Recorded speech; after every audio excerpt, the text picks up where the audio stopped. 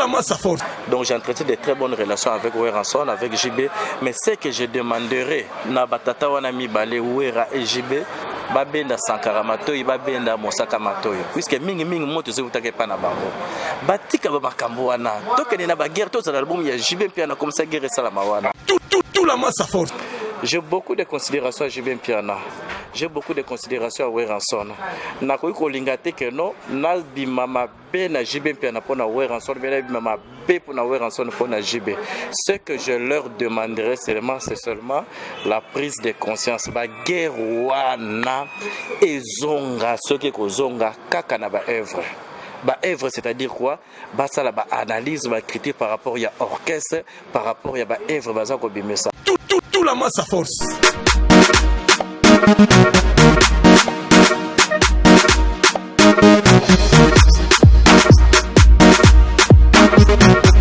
Station on the beat.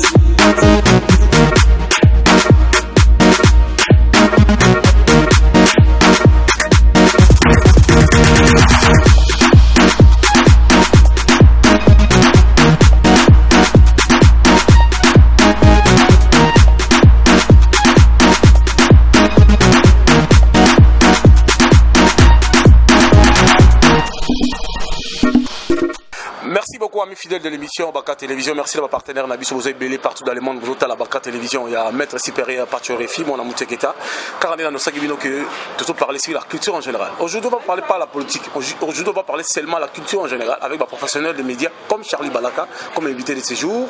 Tu reparler sur la polémique entre Wenge Musique à Maison-Mère et Wenge BCBG. Qu'est-ce qui passe? Qu'est-ce qui ne va pas au sein de la groupe? Et là, on est dans ça que la polémique loyale, comme a dit, la vie privée. On a vu Piroger, Abengaji Bengeleka, Azobenge Papa sans chéri. On a vu Mosaka, Akeiti na maman la biso si des jimam patan sadi à quoi. Tout le monde professionnel des médias pour expliquer biso l'isolant ou bandandengeni. J'ai sali l'empereur Claude Maluma qui nous suivent et les sponsors officiels Willy Mouchen Kodamboka et au tête de ville de Kinshasa avec Landré Kimbuta, le gouverneur, ou quand même pas de poids à travers cette émission banca officielle. Alors Charlie Balaka, Pakalangonzo, parce que l'émission va dans la TV, dans le restaurant, partout dans la émission. Bon après-midi. Merci, je salue l'Europe. Je salue Amérique, Afrique, Australie, Asie, partout. Bazarotala yo, Bazarotala biso. Na pesi bangombote, tu m'as invité na émission na yo.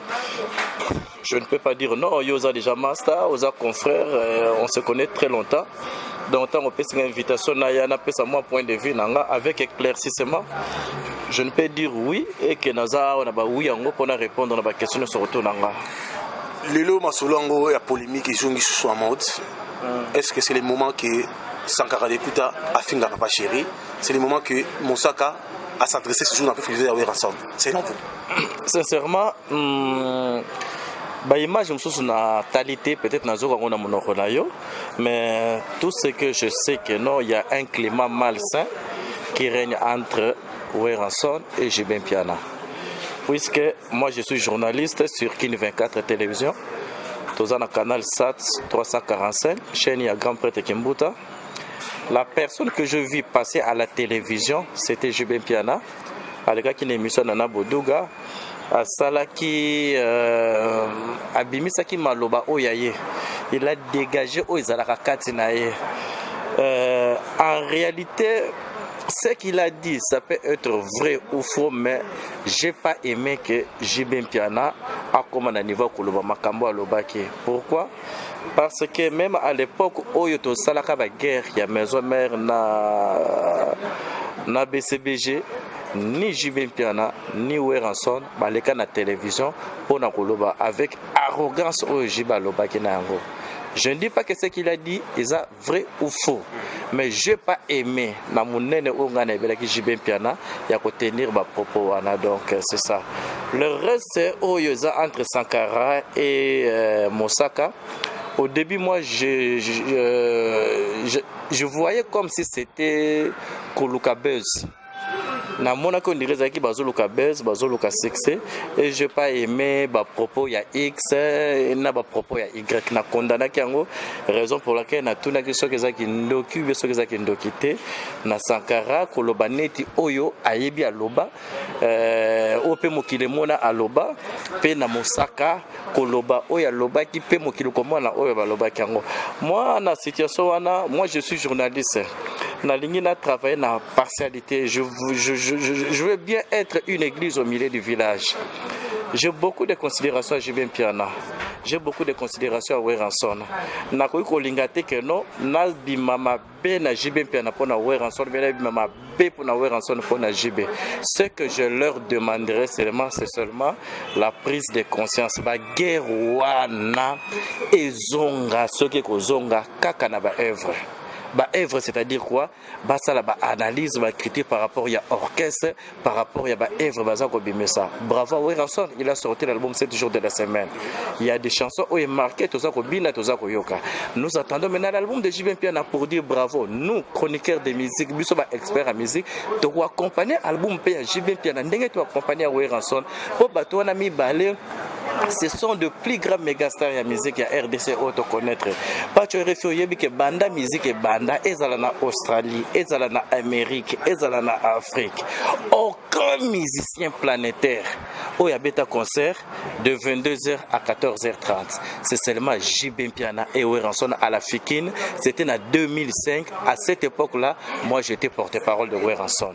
Donc c'est-à-dire ce plus grand événement, donc c'est-à-dire le concert le plus long de la planète, et un concert au bêta kawana. Donc je crois que nous makambuana et polémique, bande konanga iboz à la limité.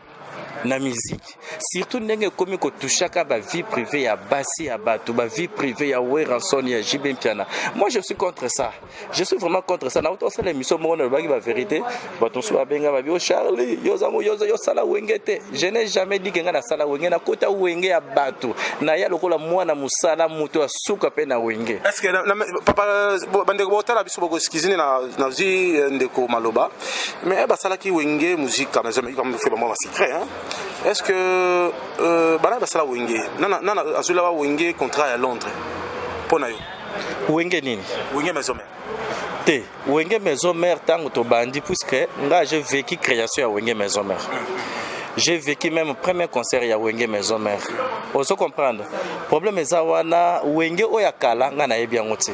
Peut-être que na maison mère to appelle wenge premier concert ya wenge maison mère. O tokendaka na Londres, c'était l'empereur de Montréal Claude Maluma.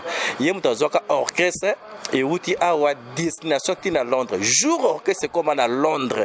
Le même jour orchestre comme à ce qui na 23h na comme à l'aéroport na robeta concert.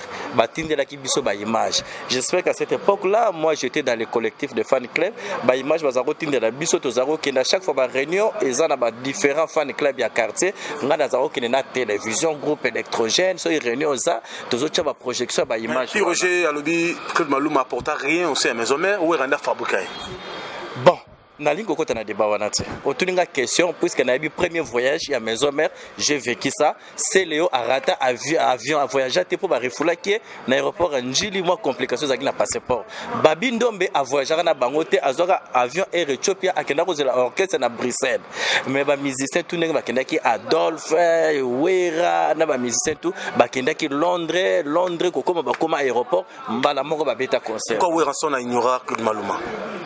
Na yebi place oyo Weranson na yoka été à ignorer Claude Maluma mais sur le album intervention rapide na yebi que Weranson a boire Claude Maluma. Ceux qui bazana ba guerre, il faut comprendre que na vie ba savant et ça ba savant pas bizalaka. Bo baza ba mikolo ba vie na ba lekinga na makambo nyonso, ba lekinga na soki ya pembe nga na komisoki na 11 mande fois pembe na mbanga na nga soki na tangaki. Donc bango ba roza nango ata ba 77. Vous comprendre. Donc s'il y a un climat malsain entre Claude Maluma et Weranson, en tout cas wana za bituma banko ngai nazana ngaka kapakala ngonzo nazana ngaka kapakala ngonzo na kokota na bitumba wana ndenge nini na yebite et d'abord c'est vrai que Weranson a wangani empereur de Montréal na wapi na circonstance nini et pourquoi il y a pas de fumée sans feu. Il faut relander la koyeba si c'est quoi. Charlie Balaka, vous avez bien dit sur l'affaire Wenge, mais on parle d'abord. Aujourd'hui, papa chéri JB Piana soit c'est déchaîné parce que babi seulement maison mère ne bade babanda ki ko finga Sankara likina ba émission ko finga JB azan attente ça la pompage avec conseil na $100 il para exercer ba invitation et on crée ma polémique. Bon, je n'en sais rien na début. Moi, j'ai vécu seulement déjà réciprocité à ma critique. Ça a commencé, Sankara Lobby, Mosaka Lobby, soit Mosaka Lobby, Sankara réagir, à riposter. Sauf que moi, je suis contre Bama Sananga Sankara na Mosaka. Naza contre Bango na sens nini. Ba mekaka ba komaka na niveau ya kolobaka mabe ya ba JB ba werate JB ba wera ba millionnaire ko sarana bango te ba grand prêtre.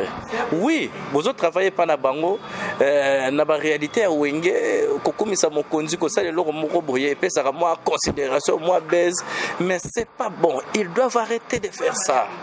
Ils doivent arrêter. Baza ba ninga na ngai na auto solo na bango na zalaka na bango, mais ils doivent arrêter. Koyeba nani abandaki. En tout cas, c'est difficile pour nous. Tant que la mourana tongo, soko yena balabala, soko moni mutumo azo lekelingi lo batenge ne mutala mwa yimutali boso. Donc banquette wana ko sala ngo qui a commencé, il a dit quoi et puis qui a riposté. Quelle était la réaction de la personne qui avait riposté? Donc les abeti di moko so de me mango ko luka ko yeba ba cause fondamentale, il y a climat malsain on que so musika. Ce mieux, il y a ko conseiller bango arrêtez de faire ça. Ce n'est plus le moment de polémique.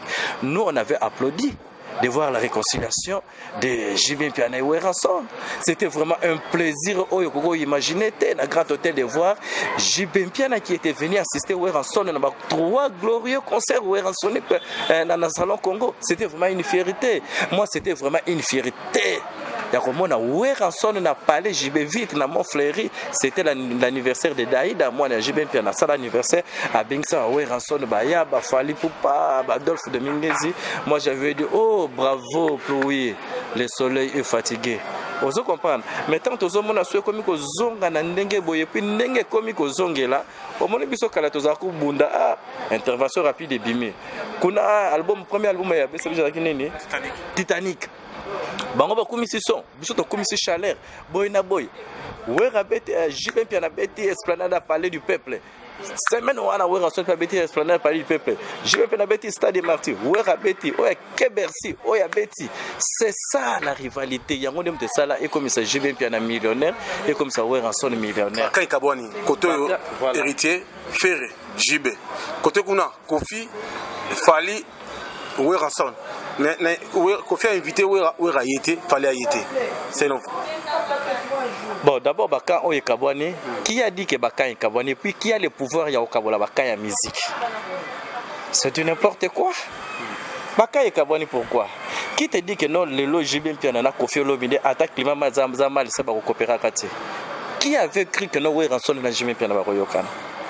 Vous comprenez? Et ça, la Roma Kamego Kabwana. Fali, soi-disant Fali, Wera, Kofi, Kamoko, JB Piana, Ferré, Watanabe Kamoko. Nani a décidé, puis qui a un monopole à décider pour la séparation de objectif dans les années. Ce qui n'a pas pour une invitation au Kofi Olomide, à Pesaki Weranson pour aller à un concert. Moi, j'avais encouragé à Weranson à reconnaître un concert. Voilà. Tu vois, toko ko zala rakini zala ratina sokate. Toza batu pacho RFI. Yo mutu nga peto bebanati. Pourquoi tu s'arranges? Prise de conscience. Basa na te tout ane tchama kele de soki biloko ebeli batu ba tchaka ngo, boche biloko boli bo bosani oyeleka. Weranson akinde ki concert à Kofi Olomide selon version Weransonique, ezaki puisque bazaki na voyage, bazo kende na boma, na Matadi. Raison ce qui aussi, il y a eu quelques éléments déjà, il y a Wenge maison mère, oh bah comme acti na Matadi. Mais la réalité la réalité provinciale, il y a Matadi et permettait quitter Weranson na beta concert. Il y a moi ça que akende na concert à Kofi Olomide mais ngai na souhaité que akende combien de fois tout le monde a Kofi Olomide aille ba concert ya Weranson. Nga na mona on a la Samba Playa pour la première fois na vie na mona Kofi Olomide comme ça. Ils ont la Samba Playa, aille une répétition dans la Samba Playa, aille à Mata. Je me souviens jour dans la table blouson, il y a croco, il y a bordeaux comme ça, un pantalon comme ça, il y a un jeep. pour la première fois namona Kofi oyo abenga nga na sima ntango ayo kofanda azota la répétition nga na lega na yeba kote namona mutu moko abenga nga ebisinga papa na nga yo chrétien nga vraiment ko dimina ta mo dose ko chrétien nga te po o chrétien nga mais na sepela kana yo mais dimina ta mo dose vraiment donc voilà on se comprend mais balobi de game mona Kofi Olomide na LSC concert ya Weranson na LSC na Paris. Pourquoi celui Kofi Olomide a bien si Wera kende te il faut kende ça normal c'est-à-dire raki na ngo kozala tika toza batu na lobite que no Kofi Olomide na Wera ba comme ba meilleur ami ba la que sika moko ba non c'est-à-dire parmi batu ba soutenir maison mère Kofi Pazan Kati. Oui, on a vu Claude Maluma, oui. On a vu oui. Qui encore Bataboulé, oui. Mais aujourd'hui, Weranson a une relation avec Kofi, c'est-à-dire quoi? Weranson a une relation avec Kofi, je suis contre. Weranson entretient toujours de bonnes relations avec Kofi Olomide. C'est-à-dire, ce sont des subjectivités négatives, des imaginations. On se comprend, peut-être qu'on crée un climat malsain, qu'on crée un baise.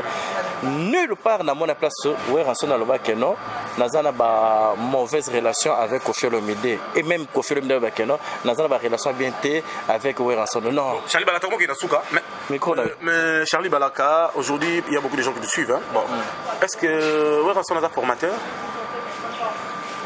D'abord, étymologie de formateur, il faut rezonga. Comme question tuninga par rapport à étymologie formateur ou bien question tuninga par rapport à slogan, par rapport à surnom, par rapport à idéologie. Mot ezalaka na explication d'une manière encyclopédique ou bien d'une manière vocabulaire. Mais mot ekoki kozwa pe slogan na bandenge moko boy biso toloba biso ba idéologie est-ce que ça ka idéologie non ça ka idéologie mais to bien idéologie on se comprend c'est-à-dire na cadre ne balbaka wera mkolo idéologie non c'est pas idéologie c'est idéologie si wera alobi que non il est formateur. Il faut qu'on demande par rapport à quoi? Par rapport à quoi? Et puis ça veut dire quoi être formateur chez lui? C'est-à-dire, Moto a vu des artistes qui étaient moins connus à comme c'est Bango Bastar. Comme qui? Oh, comme tout le monde. Tout le monde va faire Chantal Switzerland, va faire intervention rapide. Non, pas tu refais. Pas tu refais. Ferre, c'est un ancien, il y a Wenge musique à tout terrain 4x4. Mais faire ce qu'abimi faire gola o yo lelo o yebi mo kile yebi c'est grâce à Weranson. Donc marché va monter. Vous comprenez? Faire ce qu'a commis faire gola o wera boaka pendant l'intervention rapide à faire chair de poule aux danger. Vous comprenez? C'est-à-dire ce qu'il est devenu ce qu'a eu identité ce qui bisou sur le to yebi faire gola to yebi pour Weranson nde moto amatisie na orchestre oya sala na Didier Masela na Adolphe. Vous comprenez? Mais le commandant de bord, l'opérateur de Wenge Maison Mère, c'était Weranson. Donc faire à quoi ignorer tes casa moi na Weranson. Héritier Watana ba ko ignorer yango ti. Baza bana ya Weranson. Weranson mta formé bango. Ko formé na sens nini ya ko zo bango ba ki ba star te comme ça bango ba star. Ya ko zo bango za ki na mituka te ba kuma na mituka. Ko zo bango ba za ki na mituka. Alors ça veut ko yemba pe. Bon, koyemba e balakisaka mutu te. Koyemba babota makana yango, mais ko orienté. Moi na mutekela il y a des grands chanteurs na Congo au baleki ba Ferre ba Weranson ba JB ba Watanabe na koyemba. Mais tellement bazwa orientation te, tellement bazwa occasion kozala na mutu moko azalaka leader te mutu moko azana chance oyo okoko bimisa bino ba chanteur wana basoka boy. Tout le monde a salama na mokilité pour la meneur d'homme. Donc ba faire ce qui ba comme lelo puis c'est quelque part Weranson c'est quelqu'un qui a la chance. Weranson c'était un bon dirigeant, c'était lui le chef d'entreprise, c'était Weranson qui était la tête du très bango bazaki ba vago na ba orientation ndenga za ko mi mabango lelo Ferre c'est une grande star en Afrique. Héritier, à star mondiale en Afrique. Bon, Olympia beta maraté, mais hier à Tchelo Colonel Olympia, on peut dire que bravo à lui, mais bas à la reconnaissance, il y a Kolobake, papa na bango.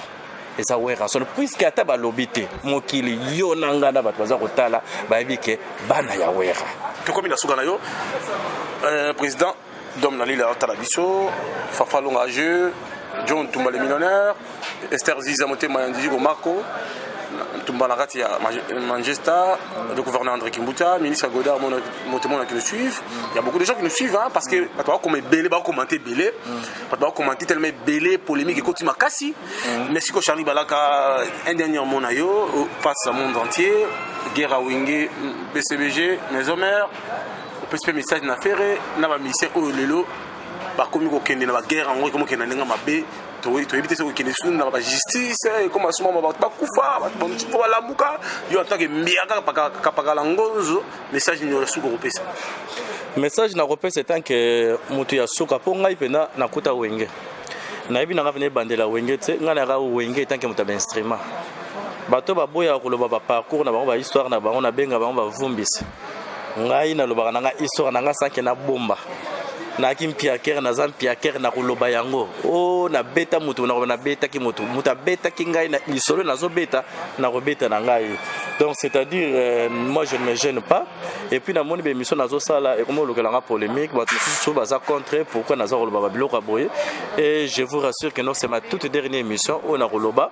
les dernière émission on a sali na yo donc on a koloba so ba makambo wana tie mais toza bato to apporter même attaque kayas moko kaka ata moi ça kombikara ya sima pona wenge le fait que non to sala moi mweloko to vana même moi un jour une semaine une année na wenge c'est-à-dire yango ze permettre biso na beta li solo nanga et puis na koza na partie pretty profession journalistique eza ko senga seke ngana za la neutre na robo ya JB pia na pona wera son na robo ya JB pia na pona wera son te naza il faut nazala na bango tout bien et puis pour wera son na lingangeli ngolo bateke no fona finga JB ou bien nazala contre JB vice versa ozo comprendre TV comme lengi o eza émission banka ngape na nka mais biso tout monde komana biso ba logique to linga so ba guerre te mais to za baka pakala ngonzo motasala wera logique c'est moi Mota pesa ndako Weranson comme parler Weranson que Zanga. Vous comprenez? Donc j'entretiens de très bonnes relations avec Weranson, avec JB, mais ce que je demanderai na batata wana mi balé Wera et JB babenda Sankara Matoyi babenda Mosaka Matoyi puisque mingi moto zutake pa na bango. Batika ba makambo wana. Tokene na ba guerre to za album ya JB pia na comme ça guerre salama wana. Bambote na pesi na Anidembo tozani na kina awa akamamale kinanga na pesi mbote Dembela Mumwila Yigi na pesi mbote pa ya Pichu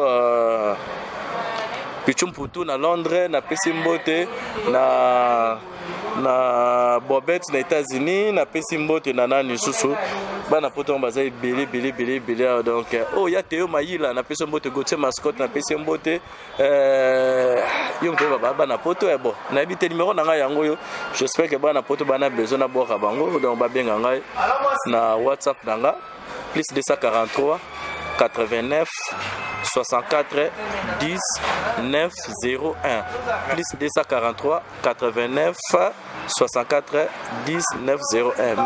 Merci na boss Cherika Bamba. Ah toi na Palme Beach donc cadre na ngako. Alors merci beaucoup Tokomi na suka na Charlie Balaka Pakalangozo. Merci beaucoup à Kamam Voima le correcteur Kamam Voima. Alors tu as biso muta mbonge belé Kamam Voima. John Tumba le millionnaire. Hein? Cherika Bamba. Balobi l'homme à la mondialisation. Boss de boss. Cadre idéal.